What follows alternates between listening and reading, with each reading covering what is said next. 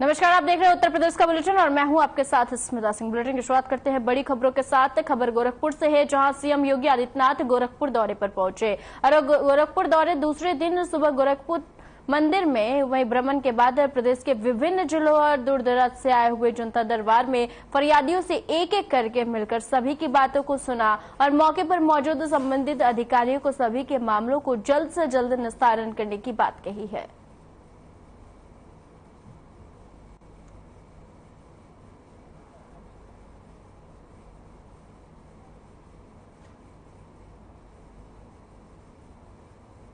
गोरखपुर में सीएम योगी ने तारामंडल रोड स्थित क्षत्रिय भवन प्रताप सभागार में महाराणा प्रताप की अश्वारोही प्रतिमा का अनावरण करने के बाद वहीं उपस्थित जनसमूह को संबोधित किया और इस दौरान सीएम योगी ने कहा कि देश और समाज के लिए जातीय भेदभाव और छुआछूत महापाप है और ये कारण है कि जिनसे स्वदेश और सर्वधर्म पर संकट आए और देश गुलाम हुआ है, धर्मस्थल नष्ट हुए हैं। स्वदेश और स्वधर्म की रक्षा के लिए राष्ट्र नायक महाराणा प्रताप के त्याग और बलिदान से प्रेरणा लेकर आगे बढ़ने की आवश्यकता है और देश और समाज की एकजुटता के लिए जातीय भेदभाव अस्पृश्यता को भी तिलांजलि देने का हम सबका दायित्व होना चाहिए।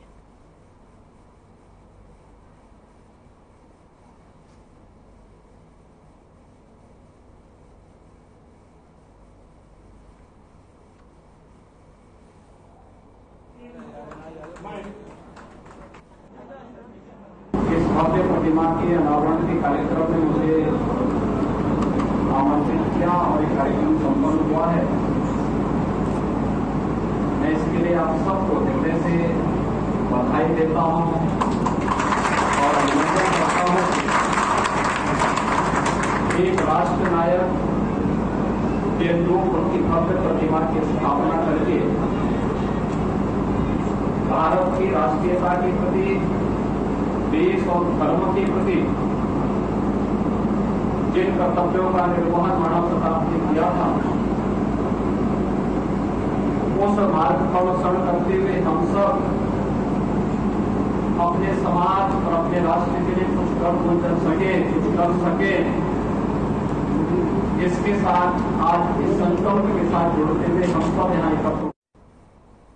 चलिए, इसी बीच बुलंदशहर से इस वक्त की बड़ी और अहम जानकारी की तरफ रुख कर लेते हैं। लगातार बढ़ रहा है गंगा का जलस्तर और बढ़ते जलस्तर को लेकर प्रशासन अलर्ट मोड पर नजर आ रही है। राजघाट में गंगा का जलस्तर बढ़ चुका है और गंगा घाट डूबे हैं और फसलों तक पहुंचा है गंगा का पानी। आपको बता दें कि खतरे के निशान से अभी नीचे बह रही है गंगा और घटवालियों के प्रसाद बेचने वालों से घाट छोड़ने की अपील की गई है और गंगा किनारे बनाई गई है 1 दर्जन से भी ज्यादा अस्थायी चौकियां। इस वक्त की बड़ी और अहम जानकारी आपको बुलंदशहर से बता रहे हैं, जो कि बुलंदशहर में राजघाट पर लगातार बढ़ रहा है गंगा का जलस्तर और गंगा घाट डूबे हैं, फसलों तक पहुंचा है गंगा का पानी। आपको बता दें कि अभी खतरे के निशान से नीचे बह रही है गंगा। इस वक्त बड़ी और अहम जानकारी आपको बुलंदशहर से बता रहे हैं, जो कि बुलंदशहर में राजघाट पर लगातार बढ़ रहा है गंगा का जलस्तर, गंगा घाट डूबे हैं और फसलों तक पहुंचा है गंगा का पानी। आपको बता दें कि अभी खतरे के निशान से नीचे बह रही है गंगा। आपको बता दें इस वक्त की बड़ी और अहम जानकारी बुलंदशहर से है, जो कि बुलंदशहर में राजघाट पर लगातार बढ़ रहा है गंगा का जलस्तर। आपको बता दें कि गंगा घाट भी डूब चुके हैं, साथ ही आपको बता दें कि फसलों तक पहुंचा है गंगा का पानी और अभी खतरे के निशान से नीचे बह रही है गंगा, ऐसी जानकारी सामने आ रही है। इस वक्त की बड़ी और अहम जानकारी आपको बुलंदशहर से साझा कर रहे हैं। आपको बता दें कि राजघाट पर लगातार बढ़ रहा है गंगा का जलस्तर, साथ ही आपको बता दें कि गंगा घाट भी डूब चुके हैं और फसलों तक पहुंचा है गंगा का पानी। अभी खतरे के निशान से नीचे बह रही है गंगा, ऐसी जानकारी निकलकर सामने आ रही है।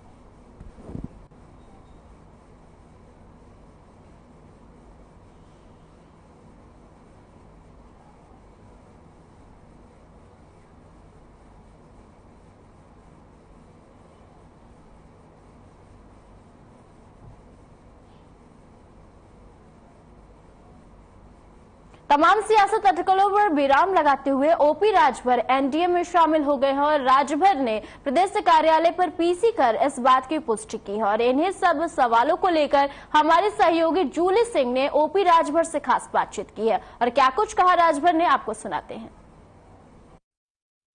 ओम प्रकाश राजभर जी हैं। सर, आप नाना नाना करते करते ऐलान कर ही दिया, आज क्या कहेंगे? देखिए, आप लोगों के भी एक हेडक बना हुआ था कि राजभर किधर। तो इस प्रश्न का उत्तर देने के लिए हमने गहराई से अध्ययन किया। तो जिस बात को मैं कहता था मायावती जी को या अखिलेश जी को, तो वहाँ ये बात नजर नहीं आई। तो फिर मैंने आप लोगों के प्रश्नों का उत्तर देने के लिए माननीय प्रधानमंत्री जी और माननीय गृह मंत्री जी के नेतृत्व में और दिल्ली में गया 14 तारीख को बात, और सुहेल देव भारतीय समाज पार्टी को एनडीए में शामिल किया। इसके लिए हम माननीय प्रधानमंत्री जी को, माननीय गृह मंत्री जी को, माननीय जेपी नड्डा जी को, माननीय मुख्यमंत्री योगी आदित्यनाथ जी को धन्यवाद देता हूं कि जो लड़ाई आप लड़ रहे थे उस लड़ाई में हमको शामिल किया। इसके लिए बहुत बहुत धन्यवाद। कल तक आप मायावती को प्रधानमंत्री बनाने की बात करते थे, आज नरेंद्र मोदी को ही बात कर रहे हैं, क्या कहेंगे इस पर? हमारे साथ है। नहीं, देखिए, जब ये लोग बनना नहीं चाहते हैं तो क्या किया जाए, जानने की कोशिश करेंगे किन शर्तों पर। आपकी एक भविष्यवाणी और साबित हो रही है सही, कल दारा सिंह ने इस्तीफा दे दिया समाजवादी पार्टी से, क्या कहेंगे? आपकी स्क्रीन पर चल रहा है, धैर्य रखिए, बहुत सी चीजें हम आपको दिखाते रहेंगे। आपकी पार्टी से चुनाव लड़ेंगे आके दारा सिंह? 18 के बाद बताएंगे। बहुत बहुत धन्यवाद। ये तो हमारे साथ भाजपा के राष्ट्रीय अध्यक्ष ओम प्रकाश राजभर जी, जिन्होंने बड़ी बेबाकी से अपने सवाल के जवाब दिए और उन्होंने बोला है कि 18 तारीख को एनडीए की जो बैठक होने वाली है उसके बाद में ही वो जो सवाल है उनके जवाब देंगे। कैमरामैन हेमंत के साथ मैं जूली सिंह, RNTV।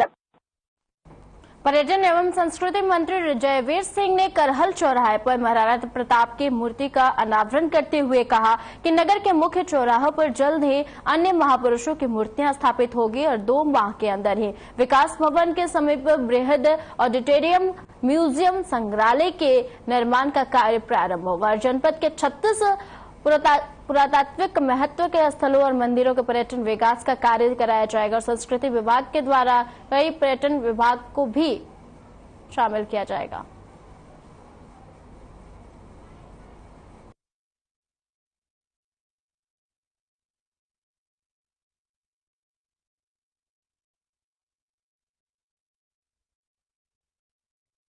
राजनीति में कौन है इस समय भाजपा? राजनीति की बात नहीं हुई, मैनपुरी के खिलाफ, मैनपुरी के राजनीतिक बात मत करिए, मैनपुरी के सम्मान के खिलाफ, मैनपुरी के गौरव के खिलाफ की तरफ जाता है ये कुछ नहीं। मैनपुरी के गौरव के खिलाफ, मैनपुरी के सम्मान के खिलाफ जो भी आसुरी शक्तियां मैनपुरी को छेड़ने का, तोड़ने का, गिराने का काम करेंगी तो फिर माला चौधरी का वाला तैयार है। आपको शायद संज्ञान होगा कि भारत सरकार और प्रदेश सरकार दोनों मिलकर के किसान फसल बीमा योजना शुरू लॉन्च किए हैं। उसकी लगातार विज्ञापन दिया रहे हैं, किसान अपनी फसलों का बीमा करा लें। बीमा में इतना प्रावधान है कि किसान की लागत से ज्यादा पेमेंट बीमा करता है। जिन किसानों को भी क्षति हुई है उनको बीमा करा लेना चाहिए था, या बीमा करा लिया होगा तो मिलेगा, सबको मिलेगा। और ये नहीं बीमा कराया है तो जो भी इस तरह की फसल के पैदावार करने वाले लोग, कोई भी फसल हो उसका बीमा करा देंगे। तो उसमें प्रदेश सरकार बीमा की जो किस्त आती है, प्रदेश सरकार भी अपनी हिस्सेदारी करती है, भारत सरकार भी करती है। बहुत मामूली सा शेयर केवल किसान को देना पड़ता है, उससे बहुत बड़ा फसल का जो रिस्क है वो कवर हो जाता है। किसी किसान को कोई क्षति न हो, उसकी भरपाई हो, ये प्रयास राज्य सरकार और भारत सरकार दोनों कर रही है।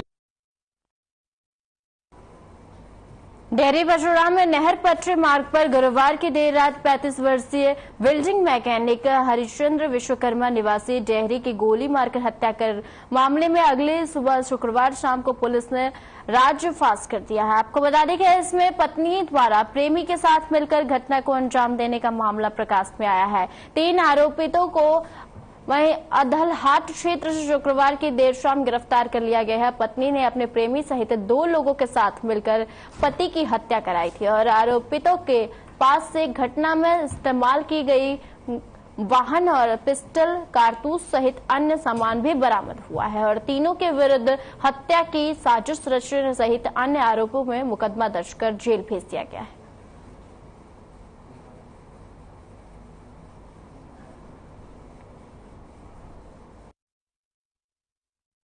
कल ही 8 घंटे के अंदर इस घटना का अनावरण कर लिया गया था। आज गिरफ्तारी करने के साथ साथ जो पिस्टल इत्यादि इसमें प्रयोग हुए थे वो सभी को बरामद किया गया है। 3 लोग गिरफ्तार करके इसमें जेल भेजा जा रहा था। इस घटना में पत्नी ने ही अपने 2 साथियों के साथ मिलकर पति की हत्या कारित कराई थी।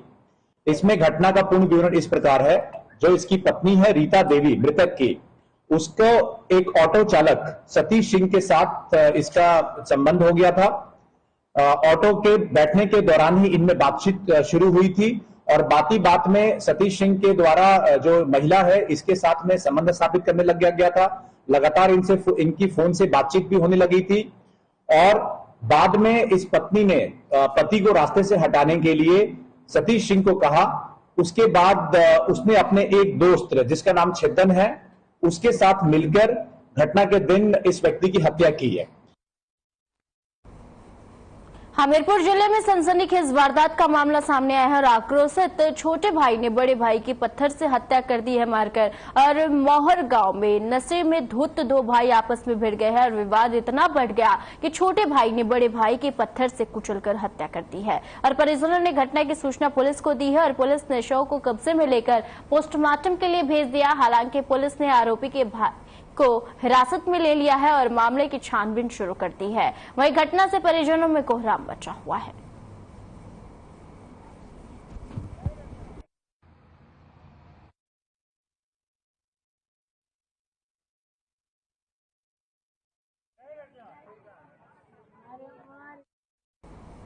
नोएडा प्राधिकरण के साथ एफडी फ्रॉड करने वाले मुख्य आरोपी को पुलिस ने गिरफ्तार कर लिया है और वहीं आरोपी के कब्जे से नोएडा प्राधिकरण के असली लेटर और फर्जी लेटर बरामद किए गए हैं। और बता दें कि नोएडा प्राधिकरण के 200 करोड़ के एफडी में से 3 करोड़ 90 लाख रुपए ट्रांसफर किए गए थे और वहीं पकड़े गए आरोपी के 2 अन्य साथियों को पुलिस पहले से ही जेल में भेज चुकी है।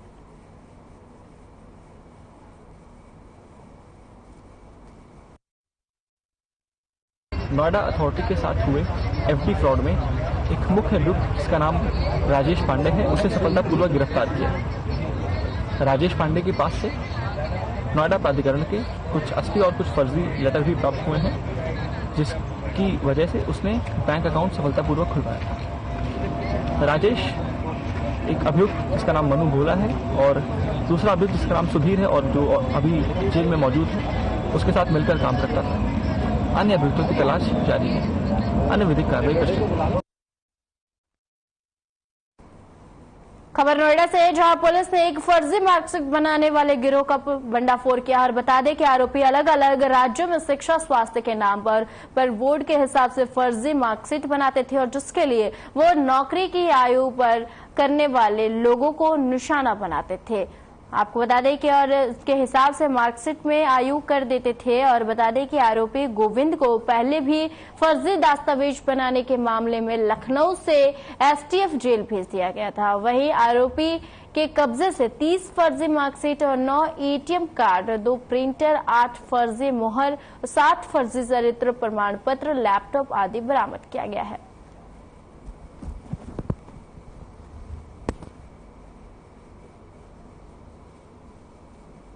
आपको बता दें खबर नोएडा से है जहां पुलिस ने 3 आरोपियों को गिरफ्तार किया और 20 से 30 हजार रुपए में बनाते थे मार्कशीट। आपको बता दें कि फर्जी मार्कशीट बनाने वालों का भंडाफोड़ किया है नोएडा पुलिस ने और पुलिस ने 3 आरोपियों को गिरफ्तार कर लिया है।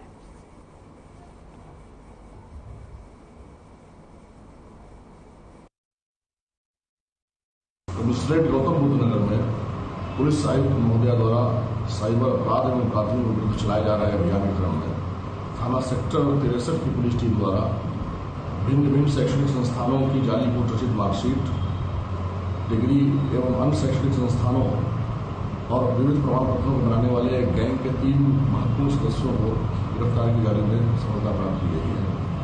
ये तीनों अभियुक्त थानचंद शर्मा, पुष्पेंद्र यादव एवं गोविंद अग्रवाल मूलतः गौतम बुद्ध नगर के निवासी हैं।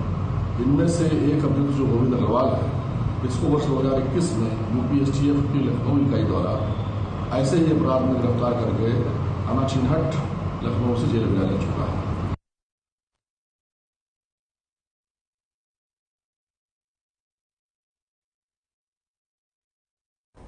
संगम नगरी प्रयागराज में पहली बार जाने वाले हृदय रोग चिकित्सक डॉक्टर अनूप बनर्जी ने हार्ट का गैर सर्जिकल प्रबंधन से किया है और मरीज का ट्रांस कैथेटर और ऑर्थोटिक्स ऑफ वाल्व रिस्पॉन्सिबिलिटी यानी कि TVR विधि के द्वारा इलाज किया गया है और बुजुर्ग महिला मरीज हीरा मणि देवी का तकनीकी से गंभीर महाधमनी और स्टेनोसिस का भी बगैर ऑपरेशन इलाज किया गया है और जिससे मरीज को अगले दिन अस्पताल से छुट्टी दे दी गई है और यह प्रक्रिया ओपन हार्ट सर्जरी की तुलना से बेहद आसान है।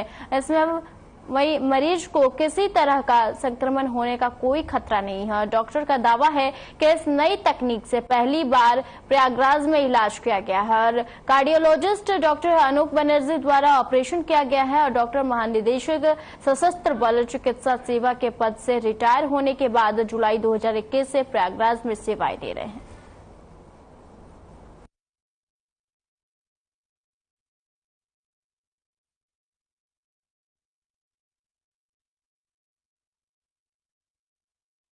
देखिए, मैं यहाँ 2 साल पहले director general armed forces medical services के पद को से सेवानिवृत्त होकर मैं आया हूँ और मेरी तब से परम इच्छा रही है कि हृदय रोग चिकित्सा को सही तरीके से करूँ, जिसको कहते हैं एविडेंस बेस्ड मेडिसिन, और अफोर्डेबल एक्सेसिबल, ये जो शब्द मैं यूज कर रहा हूँ ताकि सब तक पहुंचा सकूं और अच्छी पूंजी में भी उनका काम हो सके। और मेरा सबसे बड़ा शब्द है आत्मनिर्भरता। मैं चाहता हूं कि इस शहर के लोग इसी शहर में रहते हुए हृदय रोग की इलाज कराएं, उनको बाहर किसी शहर में जाने की जरूरत नहीं। हम सक्षम हैं, विद्या से लेके सामग्री सब कुछ हमारे पास है, क्योंकि एक मरीज को दूसरे शहर में ले जाने में जो मानसिक, शारीरिक, आर्थिक, मनोवैज्ञानिक तकलीफ होती है उससे हम वाकिफ हैं। बाराबंकी में हाईवे के किनारे अंडरपास के नीचे संदिग्ध अवस्था में 35 वर्षीय अज्ञात महिला का शव मिला है। बता दें कि शव के कान और नाक से रुई लगी हुई मिली है और आपको बता दें कि दोनों हाथों को बांधा हुआ है। वहीं शव को देखकर हत्या की आशंका जताई जा रही है और वही सूचना पाकर मौके पर पहुंचे पुलिस ने शव को पोस्टमार्टम के लिए भेज दिया है और आगे की जांच में जुट गई है।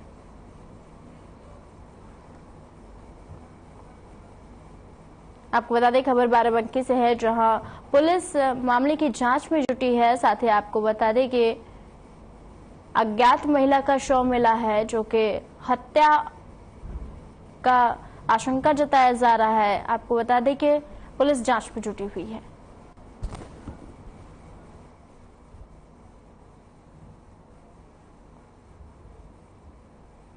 लखनऊ के सरोजनी नायडू सभागार में मलिहाबाद में डीएम सूर्यपाल गंगवार ने जनता की समस्याएं सुनी और इस दौरान 152 शिकायतें आई है, जिसमें 48 शिकायतों का मौके पर ही तुरंत निस्तारण किया गया है। बाकी बची शिकायतों का निस्तारण करने के लिए संबंधित अधिकारियों को निर्देश दे दिए गए हैं। शिकायत लेकर पहुंचे शकील ने डीएम को भी प्रार्थना पत्र देकर बताया गया है कि गांव में पाइपलाइन डालने का काम 5 महीने पहले हुआ था।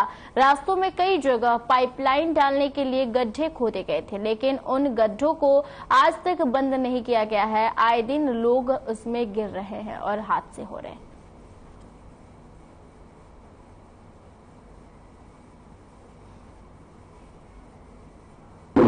लखनऊ के मलिहाबाद तहसील में अभी जो संपूर्ण समाधान दिवस का आयोजन हो रहा है, इसमें विभिन्न विषयों पर शिकायतें आई हैं, मांगें आई हैं और उनका सबका निस्तारण करने का प्रयास यहाँ पर किया गया है। कुछ जो अभी तत्काल निस्तारण योग्य उनको अधिकारियों को निर्देशित किया गया है कि समयबद्ध तरीके से उनका निस्तारण करें। जो सड़कों के संबंध में कुछ सड़कें जैसे जल निगम अपनी कार्यदायी संस्थाओं के थ्रू कार्य कर रहा है ग्रामीण क्षेत्र में, उसमें कुछ जगहों पर नाली खोदी हुई है लेकिन उसको भरा नहीं गया है।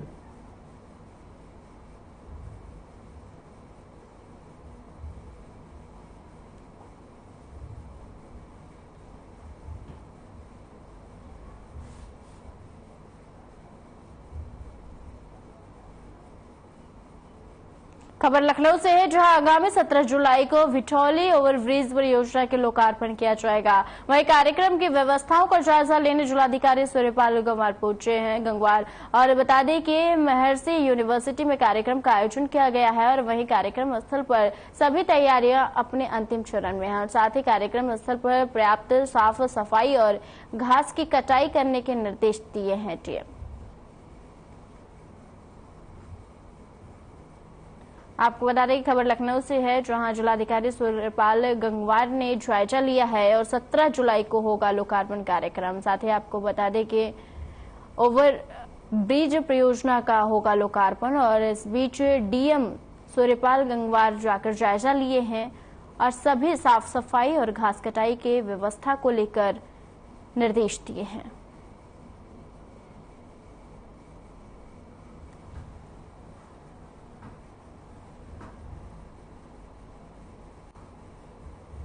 यमुना नदी का जलस्तर खतरे के निशान से मात्र 2.5 मीटर नीचे गया है और यमुना नदी के जलस्तर में वृद्धि होने के किनारे के आपको बता दें कि तमाम गांवों में दहशत का माहौल बना हुआ है और बाढ़। वहीं आपको बता दें कि बारिश से निपटने के लिए प्रशासन के द्वारा तहसील में कंट्रोल रूम बनाया गया है और तटवर्ती ग्रामों में बसे लोगों को सतर्क लेने के लिए कहा गया है।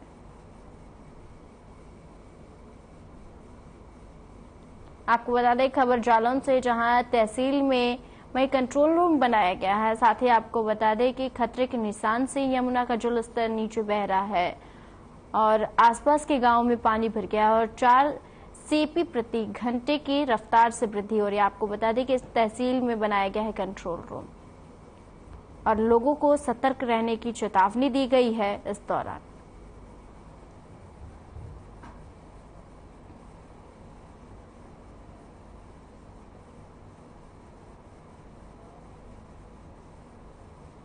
झांसी में सावन के महीने में शिव भक्तों का भारी संख्या में भगवान भोलेनाथ पर जलाभिषेक करने का सिलसिला जारी है और ऐसे में किसी भी शिव भक्त और कांवरियों को किसी प्रकार की परेशानी न हो, इसके लिए प्रशासन पूरी तरीके से सुरक्षा व्यवस्था में लगा हुआ है। मौरानीपुर तहसील के उप जिलाधिकारी इंद्रकांत द्विवेदी, पुलिस क्षेत्राधिकारी हरिमोहन सिंह, कोतवाली प्रभारी तुलसी राम पांडे सहित भारी पुलिस बल नेशनल हाईवे झांसी खजुराहो पर कांवरियों की सुरक्षा व्यवस्था में तैनात है और बता दें कि सावन माह में शिव भक्त ओरछा से जल लेकर मौरानीपुर के केदारेश्वर मंदिर में जलाभिषेक कर रहे हैं। इसके लिए हजारों की संख्या में कांवरिये ओरछा रवाना हुए हैं और पैदल ओरछा से मौरानीपुर आ रहे हैं और उक्त कांवरियों को खाने पीने और रास्ते में सुरक्षा व्यवस्था और ठहरने की व्यवस्था की गई है। आपको बता दें खबर झांसी से है, जहां प्रशासन की मुस्तैदी वे तैनात कर दी गई है। साथ ही आपको बता दें कि जलाभिषेक करने के लिए कांवरिये पहुंच रहे हैं, जो कि आपको बता दें कि सुरक्षा के लिए पुख्ता इंतजाम पुलिस प्रशासन ने कर रखा है। आपको बता दें खबर झांसी से है, जहां प्रशासन मुस्तैदी से पुख्ता इंतजाम किए हुए तैयार है कांवरियों के आगमन के लिए और जलाभिषेक करने के लिए कांवरिये पहुंच रहे हैं, जिसके सुरक्षा में सुरक्षाकर्मी तैनात कर दिए गए हैं।